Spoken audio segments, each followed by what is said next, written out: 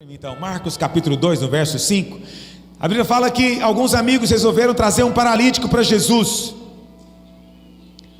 curar. Mas quando eles chegaram, a Bíblia fala que estava muito cheio o lugar, eles não conseguiram entrar com o paralítico. Então eles subiram no telhado, tiraram a telha e desceram o paralítico. Vê a logística que exigiu isso. Subiu o paralítico, desceu o paralítico.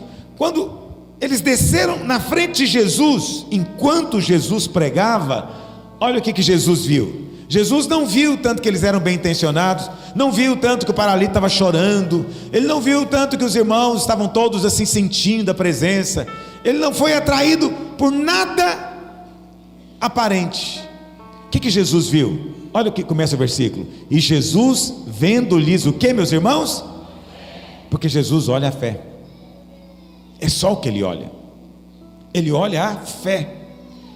Ah, mas ele não olha o meu merecimento? Não, porque ninguém merece. Nunca mereceu. Ninguém merece. Então ele olha a sua fé. A fé é que faz diferença. Você vê, Jesus elogiou pessoas, mas sempre o elogio dele era a respeito da fé. Uau! Sua fé é muito grande. Grande é a sua fé. Sempre que o Senhor foi surpreendido, foi porque alguém creu. Porque a fé atrai a atenção de Deus. A Bíblia fala que um dia Jesus estava andando e a multidão estava espremendo ele, tocando nele, vinha ter com ele. E de repente, no meio daquela multidão, apareceu uma mulher. Jesus até essa altura não estava percebendo nada, pelo menos no Evangelho não menciona, apesar que eu creio que ele sabia. Uma mulher que tinha hemorragia há 12 anos. Essa hemorragia é uma menstruação que não passa. Só para as irmãs saberem o que é que eu estou falando. Você consegue imaginar uma mulher com menstruação com 12 anos que não passa? Né? Às vezes 3, 4 dias é um inferno, imagina 12 anos. Olha para cá. 12 anos, essa mulher sofrendo, atribulada. Ela disse: se eu somente tocar na ponta da barra, se eu tocar na orla da roupa dele, eu vou ser curada. E ela então se embrenhou no meio da multidão ali, apertando ela, e ela conseguiu tocar no Senhor. Vê, o Senhor está andando no meio do povo, e todo mundo estava tocando nele, encostando nele, mas ele não era atraído por aquilo. Ele ia andando. Mas de repente, quando ela tocou, ele parou, imediatamente. E ele disse: alguém me tocou. Quem me tocou? Quem foi que me tocou? Porque a fé atrai a atenção do Senhor. E os discípulos disseram: mestre, todo mundo está pegando em você, encostando em você, como você pergunta quem me tocou? Aí o Senhor fala: não estou falando desse toque, não estou falando dessa coisa de ficar encostando em mim, estou falando que alguém me tocou com fé, porque de mim saiu virtude. Ele sentiu que saiu dele, porque alguém tocou com fé. Imediatamente a mulher se apresentou e contou a sua história. Você sabe, aquela mulher tinha 12 anos que ela era hemorrágica, então ela era considerada impura de acordo com a lei. Por ser impura, ela não podia ficar no meio da multidão, porque qualquer um que tocasse nela ou encostasse nela ficava impuro também.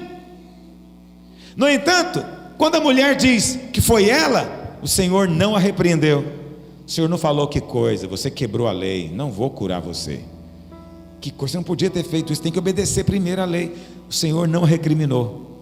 O Senhor não disse nada sobre isso para ela, mas falou que é para ela: pode ir em paz, a sua fé te salvou. Porque a fé é que faz diferença. No nosso ministério, a fé é que vai fazer diferença. Eu tenho ensinado para os irmãos, quem anda comigo mais de perto sabe disso, da importância de você conhecer o favor imerecido. Mas sabe por que é importante você conhecer o favor? É que as pessoas às vezes elas não entendem, não têm a implicação prática da coisa. Sabe por que é tão importante a gente meditar a respeito da necessidade de você crer que não é pelo seu mérito, não é pela justiça própria, é pela obra de Cristo, é para quem não merece? Por que é tão importante isso, filho? Porque só isso é que pode gerar fé no seu coração. O alvo de você conhecer a graça é porque a graça te libera fé. Quando você entende que não é por merecimento, você fala, então peraí, então eu posso receber. Eu fui orar com uma mulher, uma ocasião, membro da nossa igreja, e ela estava com suspeita de câncer no pulmão, e ela tinha fumado muito tempo na vida, 50 anos. E aí, quando eu fui orar com ela, antes de eu orar, eu falei para ela, irmã, você crê que o Senhor vai curar você? Ela falou, pastor, eu creio que Deus pode tudo, mas você sabe, eu fumei 50 anos.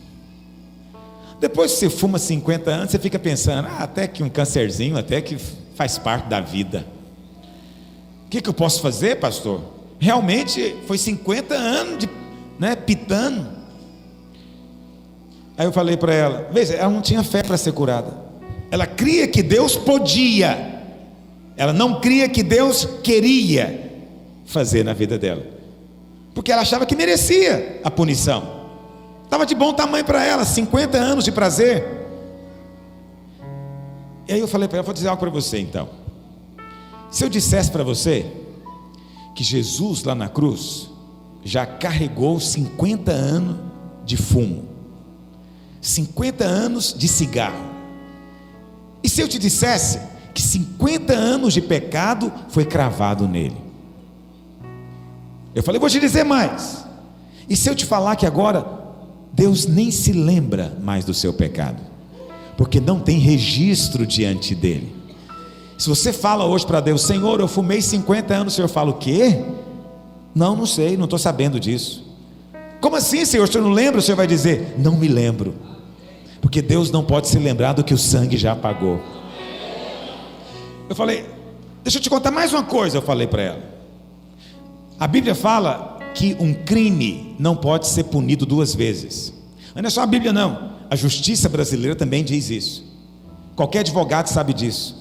Isso é um axioma jurídico. Um crime só pode ser punido uma vez. Eu falei para ela, se eu dissesse para você que o seu pecado já foi punido, Cristo levou a punição por ele, portanto, Deus não pode punir você agora por causa do seu pecado, porque o seu pecado já foi punido. É muito interessante, muito do interior. Aí eu falei, você agora consegue crer que ele vai te curar? Ela falou, uai pastor, bom, se é desse jeito, né? Se não tem mais pecado, se eu não fiz mais nada, então eu não posso ter essa doença. Eu falei, você está começando a entender. O que trouxe fé para o coração dela? A graça, o favor. Ela não merece, ela pecou 50 anos, ela não merece nenhuma bênção de Deus, mas Jesus levou já a punição por ela. Não é que o pecado dela foi esquecido de qualquer jeito, não, Deus não é nenhum sentimentalista, não.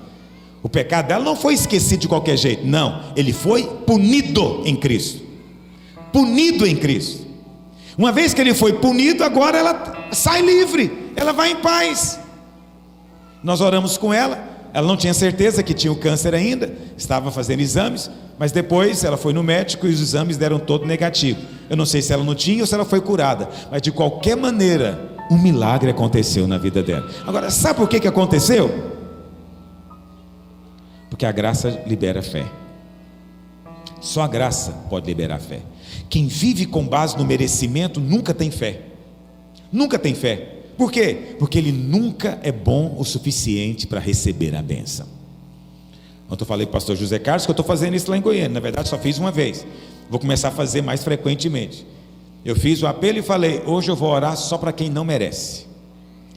Quem está doente e acha que não merece a cura, é só com você que eu vou orar hoje. Quem hoje está com problema financeiro, está desempregado e acha que está merecendo esse juízo, é com você que eu quero orar hoje. Qualquer um que acha que não tem a cara de pau suficiente de pedir a bênção, é para você que Deus vai dar hoje. Alguém fala, mas isso aí, pastor, eu penso o contrário, essa graça faz eu ficar meio sem fé. É porque você não entendeu. Não entendeu, mas Jesus, todas as vezes que ele elogiou, presta atenção, alguém, por que ele elogiou aquela mulher Ciro-Fenícia? Ela não era judia, ela era de um outro país chamado Síria-Fenícia. Ela chegou para o Senhor e falou: mestre, minha filha está horrivelmente possessa, liberta ela. E o Senhor falou o que para ela? Eu não fui enviado para você, eu fui enviado para as ovelhas perdidas da casa de Israel. E virou as costas. E ela continuou atrás dele: mestre, por favor, tem misericórdia, liberta minha filha. Aí por fim o Senhor parou e falou para ela: não é bom tirar o pão dos filhos e dar aos cachorrinhos.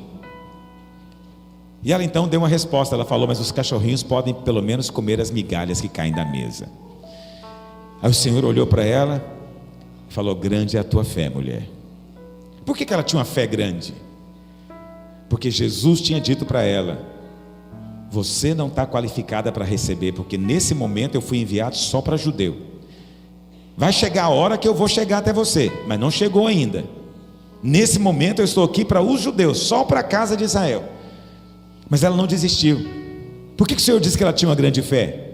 Porque mesmo sabendo que não estava qualificada e que não merecia, ela não largou o pé do Senhor. E aí por fim o Senhor falou: sua fé é grande, pode ir que a sua filha está curada. Ela recebeu migalha, mas uma migalha não é o pão inteiro. Uma migalha foi suficiente para libertar a filha dela. Hoje você é filho, está sentado à mesa, o pão inteiro está colocado para você, o pão inteiro. Aleluia, aleluia. Pastor, sendo a fé algo tão importante assim, porque acredite em mim, nós pregamos pouco sobre fé, precisamos pregar mais. Sendo a fé algo tão importante, eu preciso aprender a ministrar fé, exercitar fé. E eu vou te ensinar hoje como exercitar a fé, porque é muito simples, não é complicado. As coisas de Deus não são complicadas, não são complexas. Qualquer um é capaz de exercitar a fé. Como é que nós fazemos isso? Vamos ler 2 Coríntios 4, verso 13. Diz assim: tendo porém o mesmo espírito da fé. Diga, espírito da fé. Bom, isso aqui é uma coisa que eu tenho que falar para você. Fé não é fórmula, fé não é método, fé é um espírito. E Paulo está dizendo: olha, nós temos o mesmo espírito de fé. De quem? Ele está se referindo aqui aos homens de Deus do passado. Ele está dizendo: nós já temos o mesmo espírito de fé que havia em Davi, que havia em Moisés, que havia em Abraão, que havia em Samuel. Todos esses homens de Deus tinham um espírito de fé. Paulo diz: nós temos o mesmo espírito de fé. Fé é algo espiritual, está me entendendo? É preciso ter um espírito de fé no meio da congregação.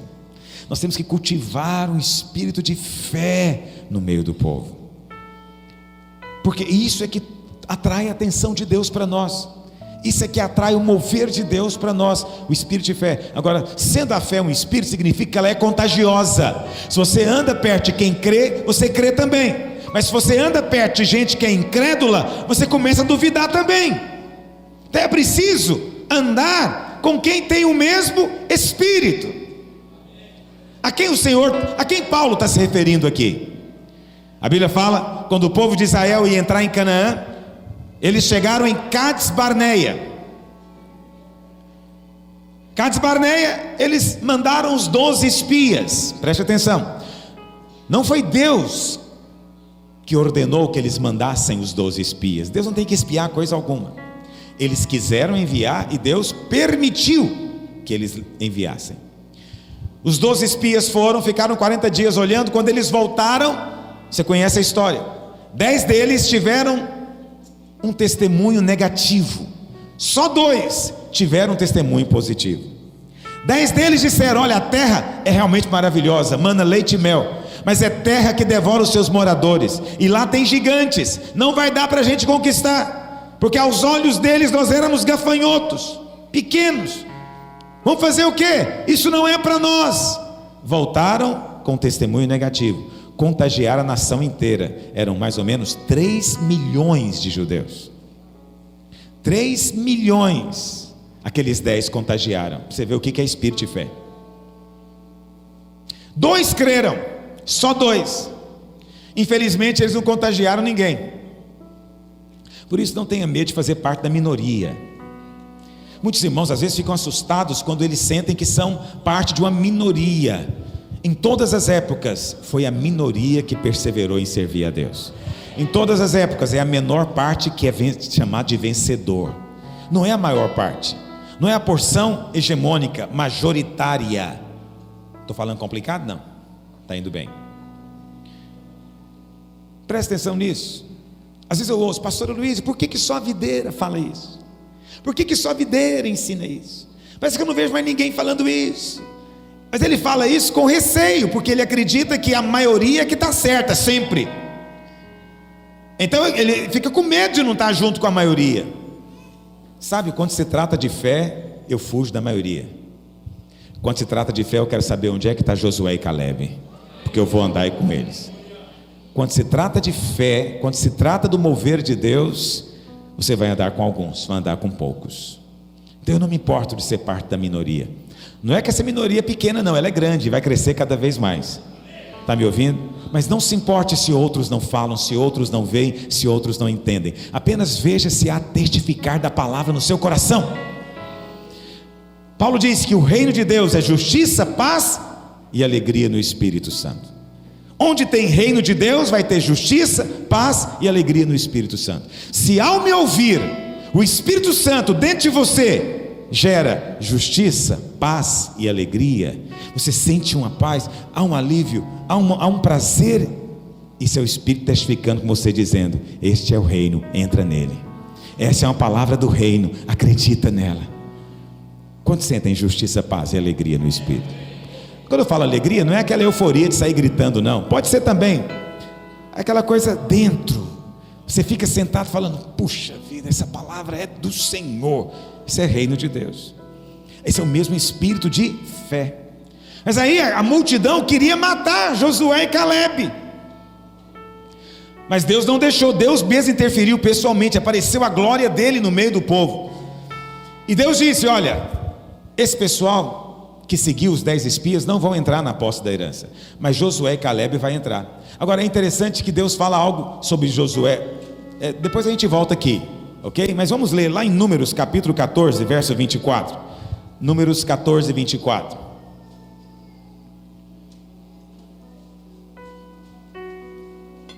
Números 14, 24 diz assim: porém, o meu servo Caleb, porque nele houve, olha a expressão aqui, houve o que, meus irmãos? É a mesma expressão que está lá em Coríntios. Porque nele houve um espírito diferente. Tem uma versão que diz: um espírito diferente. Porque perseverou em seguir-me, eu o introduzirei na terra em que entrou, e a sua posteridade a possuirá. Por quê? Porque nele houve um espírito diferente. Que haja na videira um espírito diferente. Que haja na videira de Porto Alegre um espírito diferente. Que aqueles que chegarem aqui testemunhem: nesse lugar tem um espírito diferente. Eu tenho dito isso a respeito de igrejas onde eu vou. Hoje eu só vou praticamente só em videira e vinha, entendeu? Mas mesmo de uma cidade para outra há diferença de espírito. É tudo de Deus, mas há diferença de espírito. Em alguns lugares eu chego, eu percebo: aqui tem um espírito diferente. Aqui tem um espírito diferente. Que o Senhor veja esse espírito diferente também aqui. Porque se tiver o espírito diferente, vai entrar na posse da herança. Há uma herança para nós essa geração. Em toda geração há uma herança colocada, uma herança proposta. Mas só entra na posse da herança o vencedor. Quem é o vencedor? O vencedor é o mais bonzinho? O vencedor é o que comporta melhor? O vencedor é o que faz mais coisas? Não, o vencedor é que tem o mesmo espírito de fé, que Deus disse que é um espírito diferente. Diferente. Eu quero ter esse espírito diferente. Quantos querem também comigo? Mas eu queria que você voltasse lá para 2 Coríntios, porque eu parei de ler o versículo, né? Fiquei empolgado só com a expressão, e nem é o que eu quero falar. 2 Coríntios 4, 13 diz,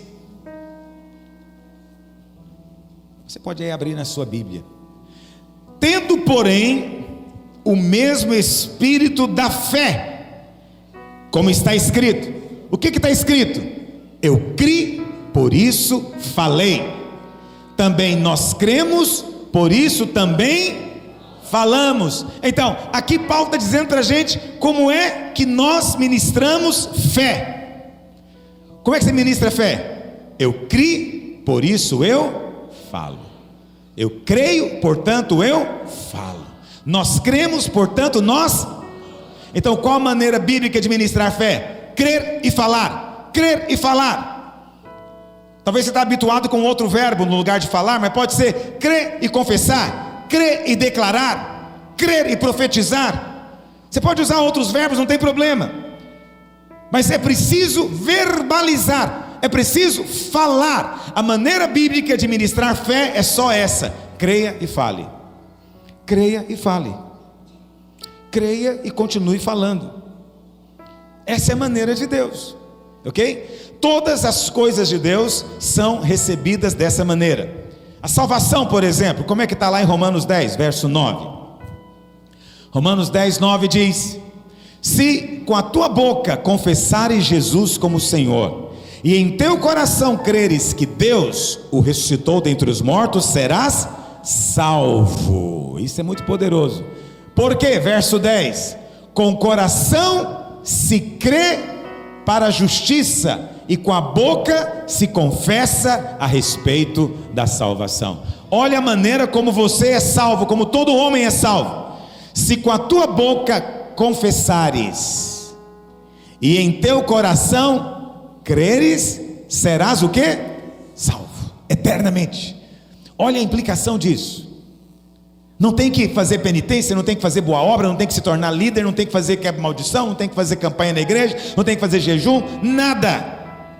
A promessa é só essa: creia com o coração e fale com a boca. Isso significa que ninguém pode ser salvo em silêncio. Ninguém pode ser salvo em silêncio. Você sabe, eu sou fraco com essa coisa de fazer apelo. Normalmente eu nem me lembro de fazer apelo nos cultos, mas constantemente as pessoas estão querendo. Nos últimos 2 domingos aconteceu algo tão interessante. Eu acabei o culto, aí eu sempre desço, tem uma fila de irmãos querendo fazer pergunta, orar, alguma coisa assim. Eu vou atendendo, mas todo domingo tem acontecido isso. Chega alguém e fala: pastor, eu sei que você não pregou sobre isso, você nem fez apelo para isso, mas eu não posso ir embora sem confessar com a minha boca que eu creio. Todo domingo é uma coisa impressionante, porque a pessoa entendeu. Não é uma questão particular, você vai lá para sua casa e você resolve sozinha com Deus. Não, é preciso crer com o coração e confessar, dizer audivelmente. Na hora em que você crê e fala audivelmente, o seu nome é escrito no livro da vida. O Espírito Santo entra dentro de você e eternamente você agora é salvo, nunca mais será condenado. Tudo por causa de um único ato de fé. Qual ato foi esse? Crer e falar, crer e confessar, crer e declarar. Só um ato de fé. As coisas de Deus, todas elas são recebidas assim, por fé. E todas elas implicam uma atitude de crer e falar. Por exemplo, lá no Salmo 91, projeta por gentileza, Salmo 91, olha o que diz, verso 9, ou é verso 10? 9. No Salmo 91 você se lembra, não é? Olha aqui: porquanto fizeste do Senhor o teu refúgio, e do Altíssimo a tua morada, ou habitação. Não, vamos ler o verso 8. Não era esse que eu queria falar ainda. Olha o que diz. Essa tradução sua não é boa. Essa tradução sua é revista e corrigida. Olha o que diz o Salmo 91, na minha versão, revista e atualizada. Diz assim: pois disseste, o Senhor é o meu refúgio. É o que está escrito aqui. Pois disseste, você declarou, você disse, o Senhor é o meu refúgio. Na hora que você disse, o texto diz o quê? Você agora fez do Altíssimo a sua morada. Por causa disso, nenhum mal te sucederá, praga nenhuma chegará à tua tenda. Por quê? Porque você disse. Lá em Efésios capítulo 5, verso 18, o que diz? E não vos embriagueis com vinho, no qual há dissolução, mas enchei-vos do Espírito.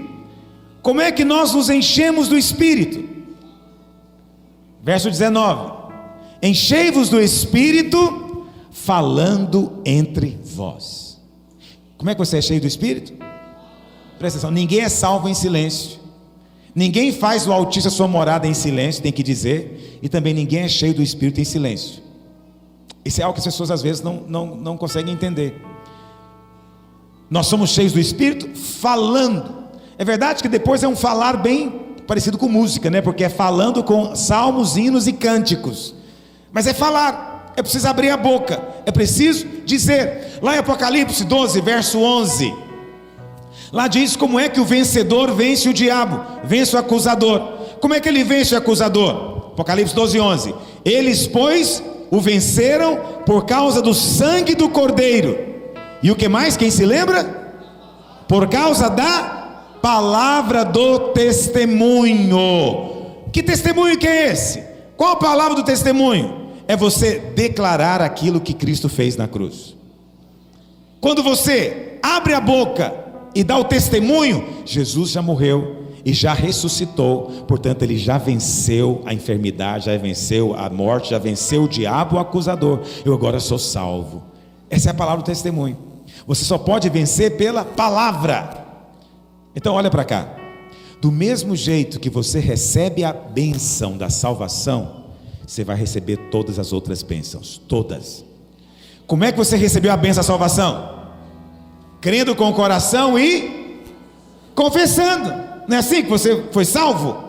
A salvação não é a maior bênção, irmãos. Tem alguma bênção maior do que a salvação?